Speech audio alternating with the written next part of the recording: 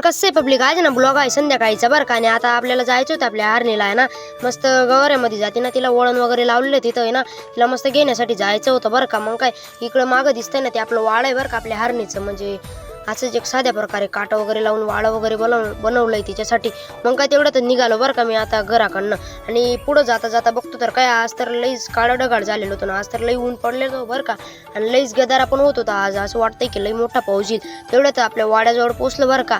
आणि वाड्याचे गाण वगैरे साफ वगैरे केली, तेवढं तर आलो लगेच बबडी उठली बरं का आपली.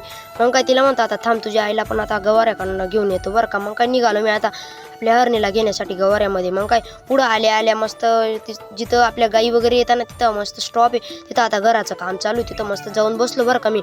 तेवढं तर आपली हरणी दिसली आणि तिला लगे वाढत आणलं बरं का आपल्या वाड्याच्या जवळ. मग काय तिला आता आणलं आणि तिला आता बांधून वगैरे दिली. आणि तिच्यासाठी आपल्या मम्मीने मस्त शेताकडनं ताजं गवत कापून वगैरे आणलेलं आहे बरं का. मग काय तिला म्हणतं आता तुझी तर लई मजा झाली, आता पावसाळ्याचे दिवस चालू आहे. मग काय तिला बांधून वगैरे गवत वगैरे टाकलं. तुम्ही तेवढ्यात फॉलो वगैरे करून घ्या. भेटूया पुढच्या ब्लॉगला. Bye bye.